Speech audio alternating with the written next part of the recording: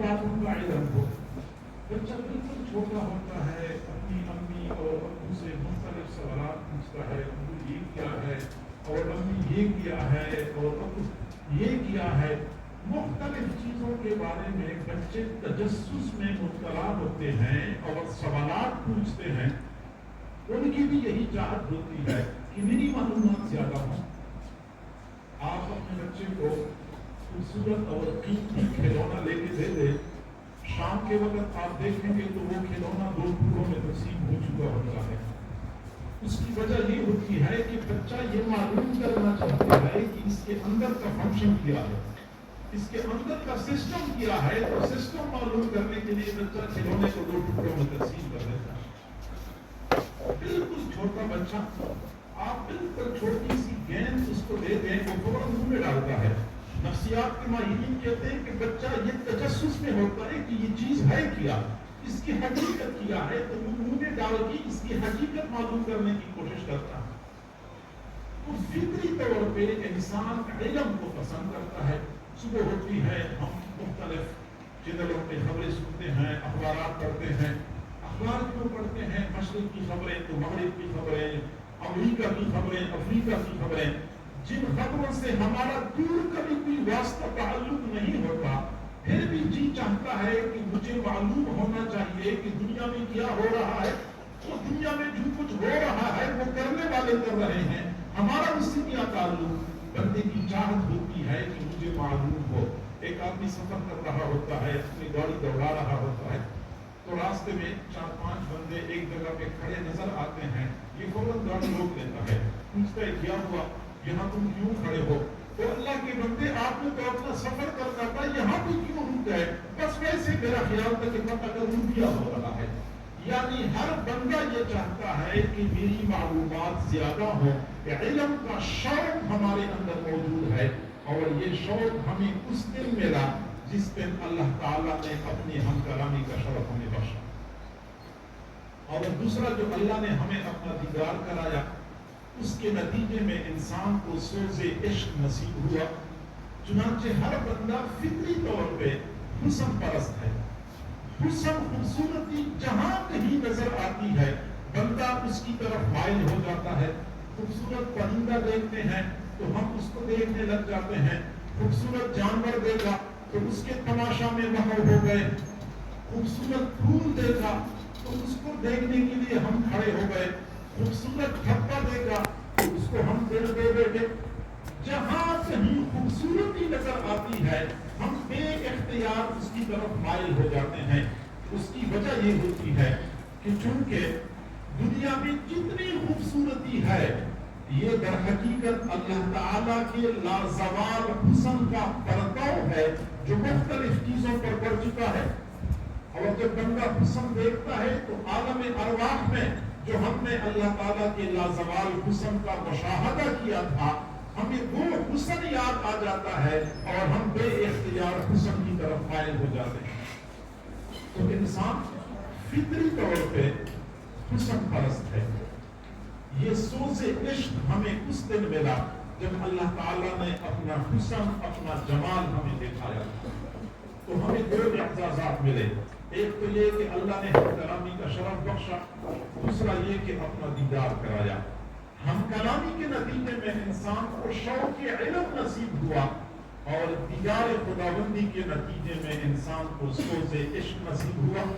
اب اگلی بات آپ توجہ سے سنیں کہ شوق علم کے لیے اللہ رب العزت نے انسان کے سر میں بھڑکتا ہوا دماغ فٹ کر دیا.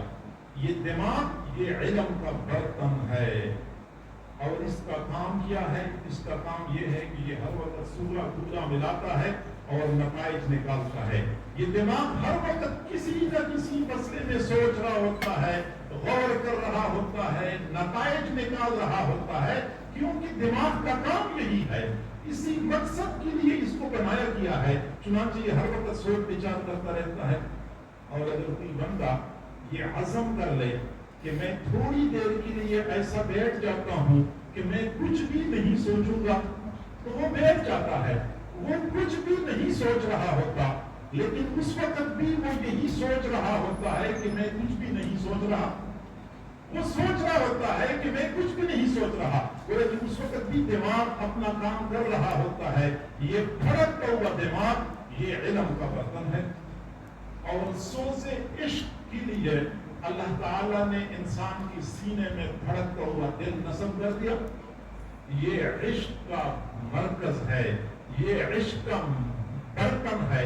چنانچہ جس طرح آنکھ کا کام ہے دیکھنا، ناک کا کام ہے سونگنا، زبان کا کام ہے بولنا، کان کا کام ہے سننا، ایسی ہی دل کا کام ہے محبت کرنا. اور یہ محبت کر کے رہتا ہے. میری آنکھیں ہیں الحمدللہ ٹھیک ہیں، کھلی ہیں. اب میں چاہوں یا نہ چاہوں مجھے سامنے والی چیزیں نظر آئیں گی. میرے کان ہے ٹھیک ہیں تو میں چاہوں یا نہ چاہوں اس میں آنے والی آوازیں مجھے سنائی دیں گی. ناک ٹھیک ہے، میں چاہوں یا نہ چاہوں اس میں خوشبو اور بدبو کا احساس کرنا ہے، چونکہ یہ ان کی ڈیوٹی ہے. آنکھ اپنا کام کر رہی ہے، کان اپنا کام کر رہے ہیں، ناک اپنا کام کر رہی ہے. ایسی ہی اگر دل ہے، دل صحیح ہے، یہ دھڑک رہا ہے، یہ ضرور کی ضرور کسی نہ کسی کے ساتھ محبت کرے گا. یہ ہو نہیں سکتا کہ سینے میں دل ہو اور دل صحیح ہو اور یہ کسی سے محبت نہ کرے. پتھر سے ہو، خدا سے ہو، یا پھر کسی سے ہو. پتھر سے ہو، خدا سے ہو، یا پھر کسی سے ہو، آتا نہیں ہے چین محبت کیے بغیر. ضرور بھی ضرور بندہ کسی نہ کسی کے ساتھ محبت کرتا ہے. یا دل میں اللہ کی محبت ہوگی، یا فانی مخلوق کی محبت ہوگی، یا مال پیسے کی محبت ہوگی. کسی نہ کسی کی محبت میں یہ دل گرفتار ہوتا ہے. تو میں دوبراتا ہوں اپنا نقطۂ آغاز سے کہ اللہ تعالیٰ نے عالم ارواح میں ہمیں دو اعزازات عطا فرمائے. ایک تو ہم کلامی کا شرف بخشا، دوسرا اپنا دیدار کرایا. ہم کلامی کے نتیجے میں ہمیں شوق علم نصیب ہوا، دیدار خداوندی کے نتیجے میں ہمیں سوز عشق ملا. اور شوق علم کے لیے اللہ نے انسان کے سر میں پھڑکتا ہوا دماغ فٹ کر دیا، اور سوز عشق کے لیے سینے میں دھڑکتا ہوا دل نصب کر دیا. انجیل، زبور اور خاص طور پہ قرآن علوم کا خزانہ. اور جو لوگ علم کے پیاسے ہوتے ہیں ان کتابوں میں غور فکر کر کے اپنی علمی پیاس بجھاتے ہیں. یہ علم کے خزانے ہیں، یہ شوق علم کی تکمیل کے لیے دنیا میں اتارے گئے ہیں. اور سوز عشق کی تسکین کے لیے اللہ تعالیٰ نے حضرات انبیاء کرام کی دنیا میں بھیجا ہے. حضرات انبیاء کرام کی قلوب اللہ رب العزت کی محبت سے منور اور معطر ہوتے تھے، اور وہ اپنے شاگردوں، اپنے صحابہ کرام کے دلوں میں اب اللہ تعالیٰ کی محبت کو منتقل کیا کرتے تھے. تو شوق علم کی تکمیل کے لیے اللہ نے آسمانی کتابیں نازل فرمائی، اور سوز عشق کی تسکین کے لیے اللہ تعالیٰ نے حضرات انبیاء کرام کا سلسلہ جاری فرمایا. اب یہاں تک تو ہمیں بات سمجھ آ گئی. اب اگلی بات یہ کہ جیسے انسان کی فطرت ہے کہ وہ علم چاہتا ہے، اور اسی فطری شوق نے انسان کو زمین سے فضاؤں سے خلاؤں میں اوپر جانے پر مجبور کر دیا.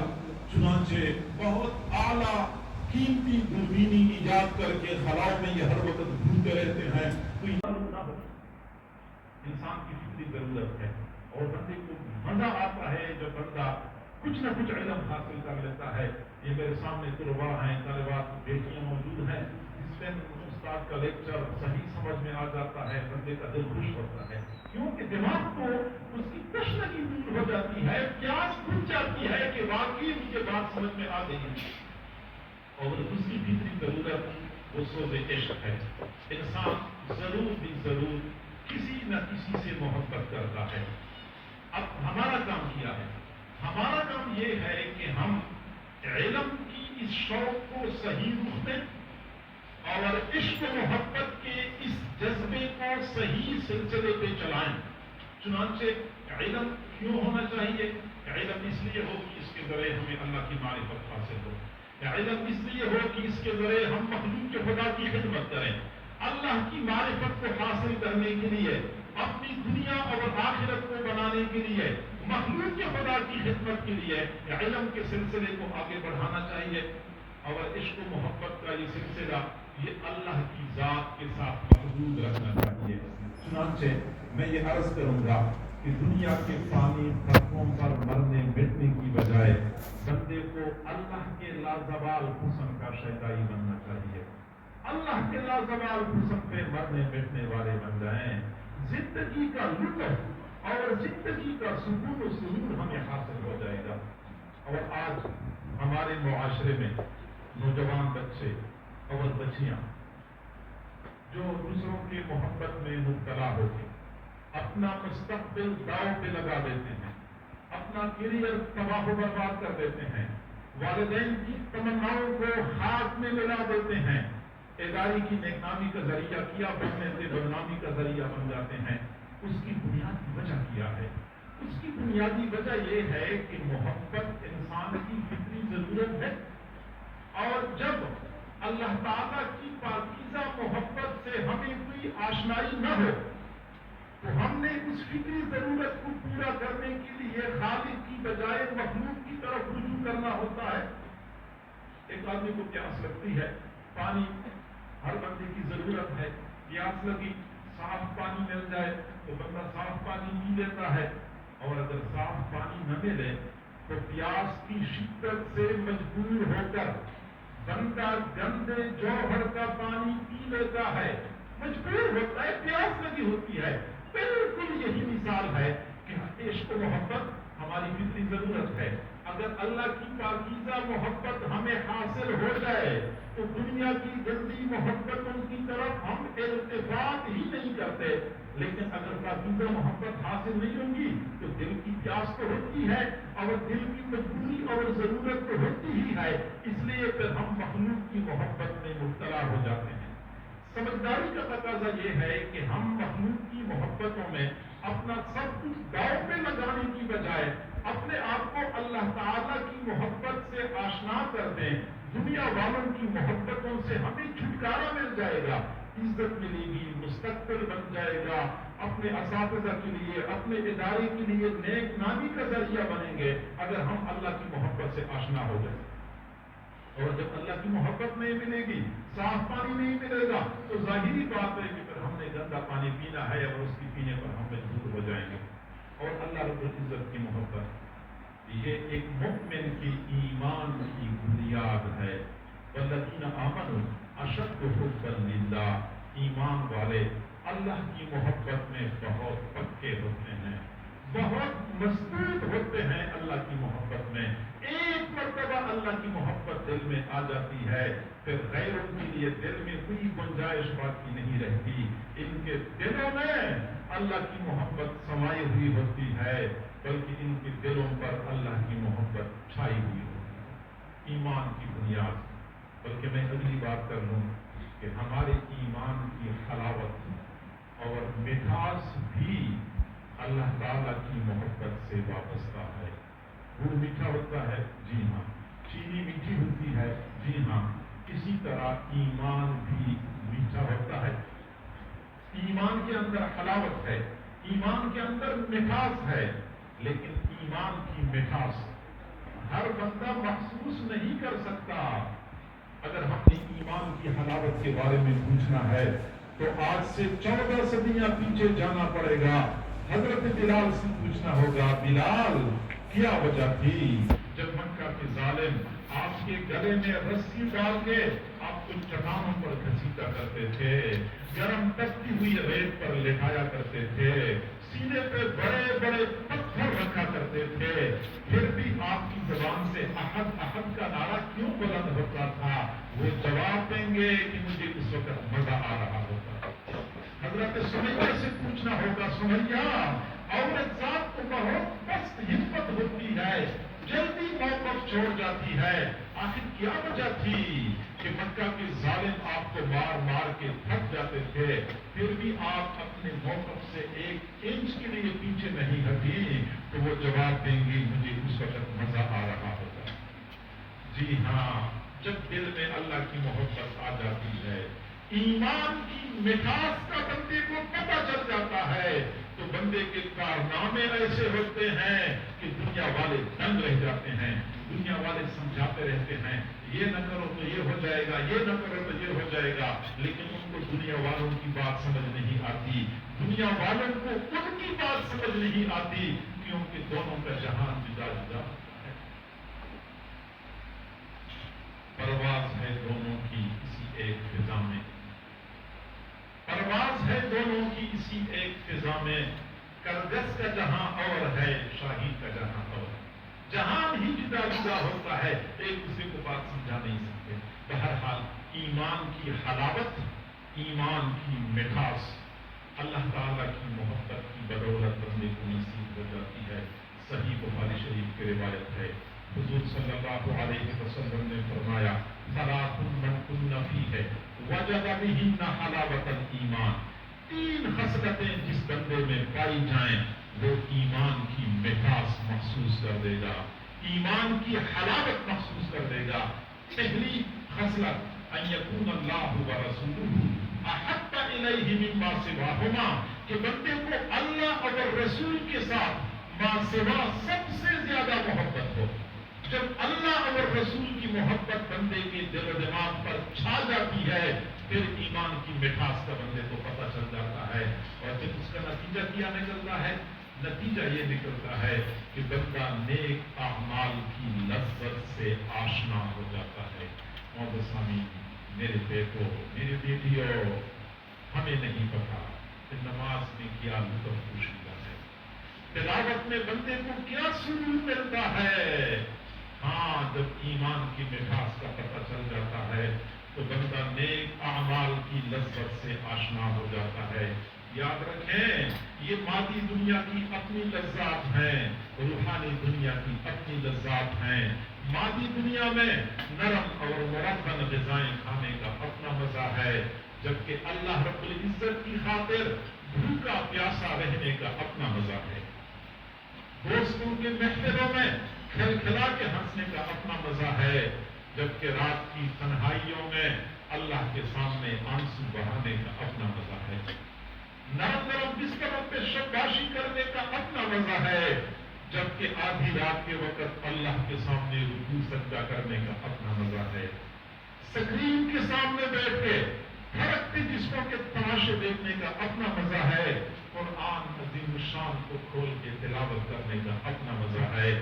دوسروں کی بیٹیوں کے ساتھ پوری رات سیل فون پہ گفتگو کرنے کا اپنا مزہ ہے، جبکہ رات کے آخری پہر اپنے محبوب پروردگار کے ساتھ مناجات کے ذریعے پار جوڑنے کا اپنا مزہ ہے۔ یار دوستوں کے ساتھ سیر سپاٹوں پہ جانے کا اپنا مزہ ہے، جبکہ اللہ کے دین کی خاطر در در کی ٹھوکریں کھانے کا اپنا مزہ ہے۔ مادی دنیا کی اپنی لذات ہیں، روحانی دنیا کی اپنی لذات ہیں۔ افسوس سے کہنا پڑتا ہے کہ ہم روحانی دنیا کی لذات سے نا آشنا ہو چکے ہیں۔ نماز کی لطف کا نہیں پتا، تلاوت کی سرور کا ہمیں کوئی احساس نہیں ہے۔ وجہ یہ ہے کہ دل میں اللہ کی محبت نہیں ہے۔ اللہ کی محبت دل میں آ جاتی ہے۔ حال ہمارا یہ ہے کہ 5 نمازیں پڑھنا ہمارے لیے مشکل ہے۔ جن کے دلوں میں اللہ کی محبت ہوتی ہے وہ 5 نمازوں سے ان کا گزارا نہیں ہوتا، وہ بہانے سے نماز کے لیے کھڑے ہو جاتے ہیں۔ وہ دنیا میں بندہ کسی فانی مخلوق کی محبت میں گرفتار ہو جاتا ہے، بہانے سے فون کرتے ہیں، اس وقت کیا کر رہے ہو، اس وقت کہاں پہ ہو، کوئی بات نہیں ہوتی، بس بہانہ تلاش کرنا ہوتا ہے کہ کال پہ بات ہو جائے۔ اگر دنیا والوں سے بندہ محبت کرے تو بہانے سے کال کرنے کی بندہ کوشش کرتا ہے۔ ایسی ہی جب دل میں اللہ کی محبت سما جاتی ہے پھر بندے کا 5 نمازوں سے گزارا نہیں ہوتا، پھر 5 نمازوں کے بعد بھی بہانے سے نمازیں پڑھ کے اللہ سے رابطہ کرتا ہے۔ فجر کی نماز پڑھ لی لیکن تسلی نہ ہوئی، تھوڑی دیر بعد اشراق کا بہانہ بنایا، اپنے محبوب پروردگار کے ساتھ راز و نیاز میں مصروف ہو گئے۔ پھر کچھ دیر بعد چاشت کا بہانہ بنایا، اپنے پروردگار سے تار جوڑ لی، مناجات شروع کر دی۔ پھر مغرب کے بعد اوابین کا بہانہ بنایا، اپنے محبوب پروردگار سے بات چیت کرنی شروع کر دی۔ اور جب رات کا آخری پہر ہوتا ہے انسانیت میٹھی نیند کے مزے لے رہی ہوتی ہے۔ اللہ سے محبت کرنے والے آخری پہر میں بستروں سے اٹھ جاتے ہیں۔ ہمارا تو مسئلہ ہے فجر کی نماز کے لیے الارم لگانے پڑتے ہیں۔ کئی مرتبہ لوگ کہتے ہیں الارم بج رہا ہوتا ہے، میں ہاتھ بڑھا کے بند بھی کر دیتا ہوں، پھر میں سو جاتا ہوں، فجر کی نماز قضا ہو جاتی ہے۔ دل میں اللہ کی محبت آ جاتی ہے تو الارم نہیں لگانے پڑتے۔ رات کا آخری پہر ہوتا ہے، اندر کا الارم بجنا شروع ہو جاتا ہے۔ اللہ تعالیٰ دنیا کی اس آسمان پہ نزول فرماتے ہیں، اعلان کرتے ہیں، ہے کوئی مجھ سے مانگنے والا، مجھ سے مانگے تو میں اس کو عطا کر دوں۔ جو بھی اللہ کی طرف سے اعلان ہوتا ہے، اندر کا الارم بجنا شروع ہو جاتا ہے۔ یہ اللہ سے محبت کرنے والے کھڑے ہو جاتے ہیں اور اپنے محبوب پروردگار سے راز و نیاز میں مصروف ہو جاتے ہیں۔ نیک اعمال کی لذت بندے کو نصیب ہو جاتی ہے۔ یہ جو ہمارے بڑوں کے بارے میں آتا ہے کہ عشاء کی غسل سے فجر کی نماز پڑھا کرتے تھے، میرے نوجوان بھائیوں کو یہ بات سمجھ میں نہیں آتی کہ ایک آدمی عشاء کے بعد کھڑا ہو جائے اور فجر تک مسلسل عبادت کرتا رہے، فجر تک مسلسل تلاوت کرتا رہے، کیسے ممکن ہے؟ جس بندے کو یہ بات ممکن نظر نہیں آتی تو اس کو بتا دیں کہ ایک اور بندہ ہے جو عشاء کے بعد سکرین کے سامنے بیٹھ جاتا ہے اور فجر تک فرقتی قسموں کے تماشے دیکھتا ہے، کہتے ہیں ہاں یہ ممکن ہے۔ وہ فلاں بندہ ہے عشاء کے بعد کسی کے ساتھ فون پہ گفتگو کرتا ہے یا انٹرنیٹ پہ چیٹنگ کرتا ہے اور فجر تک یہی کام کرتا ہے، کہتے ہیں یہ ممکن ہے۔ یہ کیوں ممکن نظر آتا ہے کہ ہمیں اس دنیا کی لذات کا پتہ ہے اور ہمیں چونکہ اس دنیا کی لذات کا پتہ نہیں ہے اس لیے ہمیں وہ ناممکن نظر آتا ہے۔ وہی لوگ خوش قسمت ہوتے ہیں جن کو اللہ رب العزت کی محبت کا ایک قطرہ نصیب ہو جائے۔ معزز سامعین، میرے بیٹوں میری بیٹیوں، بندے کو زندگی کا لطف مل جاتا ہے۔ کبھی بندہ دنیا کی فانی مخلوق کی محبت میں گرفتار ہو جاتا ہے تو اس کو ایسا سرور چڑھ جاتا ہے، ایسا نشہ چڑھ جاتا ہے، تو اگر فانی مخلوق کی محبت میں گرفتار ہونے کا یہ نتیجہ نکلتا ہے تو اللہ رب العزت کی پاکیزہ محبت بندے کو جن مقامات پہ پہنچا دیتی ہے ہم اس کا تصور نہیں کر سکتے۔ ہمیں چاہیے کہ ہم اللہ تعالیٰ کی پاکیزہ محبت کے حصول کی کوشش کریں۔ موت کا لفظ ہم سنتے ہیں تو دہشت حاضر ہو جاتی ہے، پریشان ہو جاتے ہیں۔ موت ہمارے لیے ایک دہشت بنی ہوئی ہے۔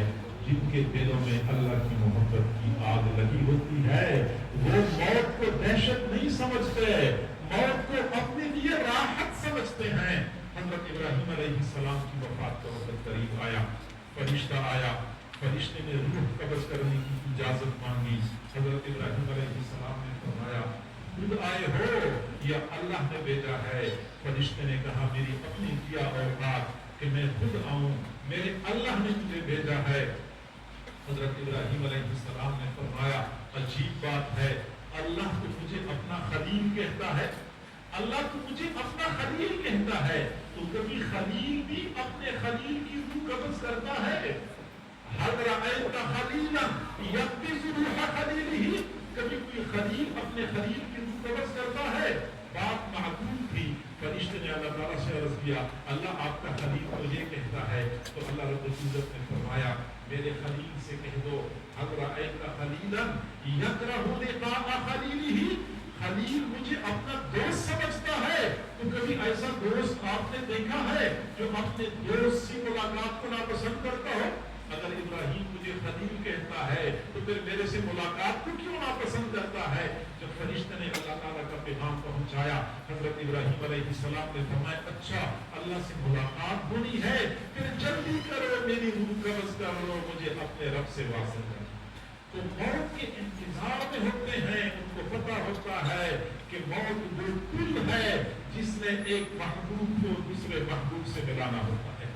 منصور کو حلاج رحمہ اللہ کو جب پھانسی پہ چڑھایا جا رہا تھا وہ پھانسی کے تختے پہ کھڑے تھے، مسلسل مسکرا رہے تھے، دیکھنے والے حیران تھے کہ بندہ پھانسی کے تختے پہ کھڑا ہوتا ہے، ٹانگیں کانپ رہی ہوتی ہیں، اوسان خطا ہوتے ہیں، حواس ٹھیک طرح کام نہیں کرتے، یہ بندہ اس قدر اطمینان اور سکون کی حالت میں پھانسی کے تختے پہ کیوں کھڑا ہے؟ آخر کسی نے پوچھ لیا حضرت نے فرمایا میرا وہ محبوب پروردگار جس کو دیکھے بغیر میں شدید گرمی کے موسم میں شدت کی پیاس برداشت کر کے روزے رکھا کرتا تھا، شدید سردی کے موسم میں آدھی رات کو اٹھ کے عبادت کیا کرتا تھا، اس محبوب پروردگار سے ملاقات کا وقت آ چکا ہے تو میں ہنسوں تو اور کیا کروں، میرا ہنسنے کا وقت آ چکا ہے۔ چڑھا منصور رسولی پر زبان سے اف نہیں نکلی، چڑھا منصور رسولی پر زبان سے اف نہیں نکلی، جو اف نکلی تو یہ نکلی جمال یار دیکھیں گے۔ پھر اس وقت یہ اللہ کے عشاق کا حال یہ ہوتا ہے کہ ابھی اللہ سے ملاقات کا وقت آ چکا ہے، حضرت بلال رضی اللہ تعالیٰ عنہ کی وفات کا وقت قریب تھا، ان کی اہلیہ رو رہی تھی، بیوی کہہ رہی تھی واہ حزنا واہ حسرتا، ہائے غم ہائے افسوس۔ حضرت بلال رضی اللہ تعالیٰ عنہ نے آنکھیں کھولی، فرمایا واہ فرحا واہ فرحا، ہائے میری خوشی ہائے میری راحت، غدن القی محمدا صلی اللہ علیہ وسلم و اصحابہ، کل میں نے حضور صلی اللہ علیہ وسلم اور ان کے صحابہ سے ملاقات کرنی ہے۔ یہ ملاقات کا شوق بندے کے لیے موت کو آسان کر دیتا ہے، موت سے بندے کو ڈر نہیں لگتا، اللہ سے محبت ہوتی ہے تو اللہ سے ملاقات بندہ پسند کرتا ہے، اللہ سے محبت ہوتی ہے تو اللہ کی طرف سے آنے والی آزمائشیں اور مشکلات کو برداشت کرنا آسان ہوتا ہے۔ افسوس سے کہنا پڑتا ہے مسلمان بندہ اللہ کو اپنا رب ماننے والا، اللہ کو اپنا خدا ماننے والا، اللہ کی طرف سے تھوڑی سی آزمائش آ جاتی ہے تو اللہ کی شکوے شروع کر دیتے ہیں، اللہ سے ناراضگی کا اظہار کر رہے ہوتے ہیں، مایوسی کا شکار ہو جاتے ہیں۔ وجہ اس کی یہ ہوتی ہے کہ دل میں اللہ کی محبت نہیں ہوتی۔ اگر اللہ کی محبت ہوتی تو اللہ کی طرف سے آنے والی آزمائش اور پریشانیوں کو کھلے دل سے قبول کرتے ہیں، کیونکہ عرب لوگ کہتے ہیں ضرب الحبیب زبیب، کہ محبوب اگر کسی کو مارتا ہے تو اس کا اتنا مزہ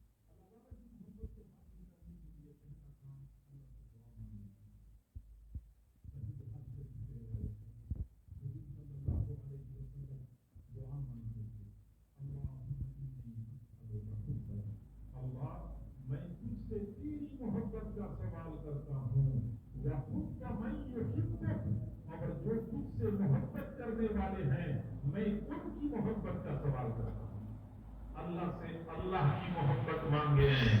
اللہ سے مال پیسہ مانگنے والے بہت، اللہ سے کار کوٹھی مانگنے والے بہت ہیں، اللہ سے بیوی اور اولاد مانگنے والے بہت ہیں، اللہ سے اللہ کو مانگنے والے بہت تھوڑے ہوتے ہیں۔ اللہ سے اللہ کو مانگے، اے اللہ میں تجھ سے تیری محبت کا سوال کرتا ہوں۔ میرے محبوب بھی یہ دعا مانگتے تھے، ہم بھی یہی دعا مانگا کریں۔ دوسرا طریقہ یہ ہے کہ ہم ذکر کی کثرت کریں۔ کثرت ذکر کی وجہ سے دل میں اللہ کی محبت آ جاتی ہے۔ انسان کی یہ فطرت ہے کہ جس چیز کا تذکرہ زیادہ کرتا ہے، جس چیز کو زیادہ یاد کرتا رہتا ہے، اس کے لیے دل میں محبت پیدا ہو جاتی ہے۔ ہم اگر اللہ تعالیٰ سے محبت کریں گے، محبت چاہتے ہیں تو اللہ کو کثرت سے یاد کریں، دل میں اللہ تعالیٰ کی محبت آ جائے گی۔ حضرت مولانا اشرف علی تھانوی رحمۃ اللہ علیہ فرماتے ہیں کہ میری جوانی کے ایام تھے، ایک اللہ والے سے ملاقات ہوئی، میں نے عرض کیا کہ حضرت دل میں اللہ تعالیٰ کی محبت محسوس نہیں کرتا، یہ اللہ کی محبت مجھے کیسے حاصل ہوگی؟ تو فرمایا کہ اشرف علی ہتھیلیوں کو رگڑو۔ میں نے ہتھیلیوں کو رگڑا، پوچھا کیا محسوس کرتے ہو؟ حضرت حرارت محسوس کرتا ہوں۔ فرمایا اور رگڑو، میں نے اور رگڑا، پوچھا اب کیا محسوس کرتے ہو؟ حضرت اب تو حرارت بہت بڑھ گئی۔ فرمایا جی ہاں، جب ہتھیلی کو ہتھیلی سے رگڑتے ہو تو حرارت اور گرمی پیدا ہو جاتی ہے۔ ایسی ہی جب اللہ کا نام لوگے، اللہ کے نام کی ضرب دل پہ لگاؤ گے تو دل کو رگڑا لگے گا، اور جب یہ رگڑا بار بار لگے گا تو دل میں اللہ کی محبت کی حرارت پیدا ہو جائے گی۔ اور ایک وقت تھا کہ لوگ رات کے آخری پہر اٹھ کے لا الہ الا اللہ کی ضربوں سے اپنی سینوں کو گرمایا کرتے تھے، پھر وہی الو ہوتے تھے جو اللہ کی محبت کی آماجدار بنتے تھے۔ تو کثرت ذکر بندے کو اللہ کی محبت سے آشنا کر دیتی ہے۔ اور تیسرا اور آخری طریقہ، ہم اللہ کی محبت کیسے حاصل کر سکتے ہیں؟ اس کا طریقہ یہ ہے کہ اس دنیا میں کچھ ایسی شخصیات موجود ہیں جن کے دلوں میں اللہ کی محبت کی آگ لگی ہوئی ہے۔ ہم اگر اپنے آپ کو ان کے ساتھ روحانی طور پہ جوڑیں گے، اپنے آپ کو وابستہ کریں گے، تو ان کے دلوں کی محبت کی آگ ہمارے دلوں میں منتقل ہو جائے گی۔ دنیا میں ہم نے دیکھا ہے، خدا نہ خواستہ کسی ایک گھر کو آگ لگ جائے تو اگلے گھر کو خود بخود منتقل ہو جاتی ہے۔ ایسے ہی اگر ایک دل میں آگ لگی ہوتی ہے تو اگلے دل میں خود بخود منتقل ہو جاتی ہے۔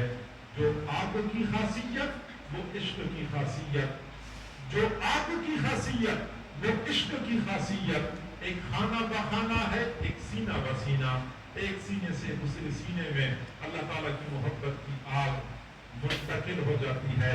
اور ایک وقت تھا کہ لوگ اللہ تعالیٰ کی محبت کو حاصل کرنے کے لیے اللہ والوں کے پاس جایا کرتے تھے، مشائخ صوفیاء کے پاس جایا کرتے تھے، ان کی خانقاہوں میں رہا کرتے تھے۔ کوئی مہینہ گزارتا تھا، کوئی 2 مہینے گزارتا تھا، کوئی 3 مہینے گزارتا تھا، اللہ تعالیٰ کی محبت کی پوریا لے کر واپس اپنے گھروں کو لوٹ جایا کرتے تھے۔ یہ اللہ والوں کی خانقاہیں، یہ اللہ کی محبت کی دکانیں ہوتی ہیں۔ حضرت مولانا فضل الرحمان جنگ آبادی رحمۃ اللہ علیہ نے حضرت مولانا اشرف علی تھانوی رحمۃ اللہ علیہ سے پوچھا، اشرف علی کہیں اللہ کی محبت کی دکان دیکھی ہے؟ تو حضرت تھانوی رحمۃ اللہ علیہ نے فرمایا جی ہاں، میں نے اللہ کی محبت کی 2 دکانیں دیکھی ہیں۔ ایک دہلی میں شاہ غلام علی دہلوی رحمۃ اللہ علیہ کی خانقاہ ہے، اور ایک شاہ آفاق رحمۃ اللہ علیہ کی خانقاہ ہے۔ یہ 2 خانقاہیں اللہ کی محبت کی دکانیں ہیں۔ ہم کپڑا لیتے ہیں تو کپڑے والے کے پاس جاتے ہیں، ہمیں غلہ چاہیے تو غلہ والے کے پاس جاتے ہیں، ہمیں سبزی چاہیے تو سبزی والے کے پاس جاتے ہیں۔ ہمیں اگر اللہ کی محبت چاہیے تو اللہ والوں سے رابطہ کرنا پڑے گا، اللہ والوں سے تعلق جوڑنا پڑے گا۔ اللہ والوں کے دل پھونک دیے لاکھوں، اس قلب میں یا اللہ کیا آگ بھری ہوگی۔ کہ اللہ والوں کے دلوں میں ایسی آگ لگی ہوتی ہے، جو دل جڑتا ہے اللہ کی محبت کی حرارت سے گرم ہو جاتا ہے۔ ہمیں چاہیے کہ اللہ کی محبت کو پانے کے لیے اللہ والوں کے ساتھ تعلق جوڑیں۔ یقیناً ان کا یہ تعلق ہمارے دلوں کی دنیا کو بدل دے گا۔ لمحوں میں بندے کی زندگی میں انقلاب آ جاتا ہے۔ آپ حیران ہو جائیں گے، دل کی دنیا تو بدلتی ہی ہے، شکل صورت بھی بندے کی بدل جاتی ہے۔ حضرت مصعب بن عمیر اور حضرت عبداللہ بن ام مکتوم رضی اللہ تعالی عنہما، یہ 2 صحابہ تھے۔ حضور صلی اللہ علیہ وسلم ابھی مکہ مکرمہ سے مدینہ منورہ تشریف نہیں لے گئے تھے۔ ان 2 صحابہ کو اپنے سے پہلے بھیج دیا کہ تم جاؤ اور وہاں پہ لوگوں کو دین کی دعوت دو، قرآن کی تعلیم دو۔ ان دونوں حضرات نے وہاں پہ اپنا کام شروع کر دیا۔ ان کی مجلس میں ایسی تاثیر ہوتی تھی، جو بندہ آتا تھا دل دے بیٹھتا تھا اور اسلام میں داخل ہو جاتا تھا۔ مدینہ منورہ کے ایک بہت بڑے سردار تھے حضرت سعد بن معاذ، ابھی مسلمان نہیں ہو چکے تھے۔ ان کو پتا چلا کہ مدینہ منورہ میں کوئی بندہ آیا ہوا ہے اور لوگ جوڑ پر جوڑ اس کی مجلس میں شریک ہو رہے ہیں، تو ان کو اس بات پہ غصہ آیا کہ کہ ہمارے ہوتے ہوئے کون بندہ آ گیا جو مدینہ منورہ میں اپنا اثر رسوخ بڑھا رہا ہے. جلال میں آ کے اپنے چچا زاد بھائی حضرت اسید بن حضیر کو بھیجا کہ آپ جائیں پتہ کر لیں کہ یہ بندہ کون ہے. حضرت اسید بن حضیر رضی اللہ تعالیٰ عنہ چلے گئے. جب ان سے ملاقات ہوئی، پہلی ملاقات میں دل دے بیٹھے، قرآن سنا، ان کی تعلیمات سن لی، کلمہ پڑھا، مسلمان ہو گئے. اب مسلمان تو ہو گئے، واپس آ رہے تھے. حضرت سعد بن معاذ رضی اللہ تعالیٰ عنہ اپنے ساتھیوں کے درمیان بیٹھ کے ان کے آنے کا انتظار کر رہے تھے. جب دور سے آتے ہوئے دکھائی دیے تو حضرت سعد بن معاذ نے اپنے ساتھیوں کو فرمایا، واللہ قسم ہے خدا کی، لقد جاءکم اسید بغیر وجہہ الذی ذہب بہ منکم. قسم ہے خدا کی، تحقیق اسید جو چہرہ لے کے گئے تھے اس چہرے کے ساتھ واپس نہیں آ رہے، بلکہ چہرہ بدل چکا ہے. یعنی بندے کا دل تو بدل ہی جاتا ہے، چہرہ بھی بدل جاتا ہے، دور سے پہچانا جاتا ہے کہ بدلے بدلے میرے سرکار نظر آتے ہیں. یہ اللہ والوں کی نظر جو پڑتی ہے تو دلوں کی دنیا میں انقلاب برپا ہو جاتا ہے. علامہ اقبال نے یہی بات کی ہے، جلا سکتی ہے شمع کہنا کو موج نفسوں کی. جلا سکتی ہے شمع کہنا کو موج نفسوں کی. خدایا کیا چھپا ہوتا ہے اہل دل کی سینوں میں، نہ پوچھ ان خرقہ پوشوں کا. ارادت ہو تو بے تم کو ید بیضا لیے بیٹھے ہیں. اپنی آستینوں میں تمنا درد دل کی ہو تو کر خدمت فقیروں کی. نہیں ملتا یہ گوہر بادشاہوں کے خزینوں میں. اگر ہم چاہتے ہیں کہ ہمیں اللہ کی محبت نصیب ہو جائے، اللہ تعالیٰ کا تعلق نصیب ہو جائے، تو اللہ والوں کے ساتھ تعلق جوڑنا پڑتا ہے. خیر القرون سے اس زمانے سے یہی ترتیب چلی آ رہی ہے. اللہ تعالیٰ ہمیں کسی نہ کسی ولی کے ساتھ وابستہ کر دے، اپنے نیک لوگوں کے ساتھ جوڑ دے، تاکہ ان کی صحبت کی بدولت ہم بھی اللہ تعالیٰ کی محبت کا مزہ چکھ لیں. اللہ تعالیٰ ہم سب کو سمجھنے اور عمل کرنے کی توفیق عطا فرمائے. وآخر دعوانا ان الحمد للہ رب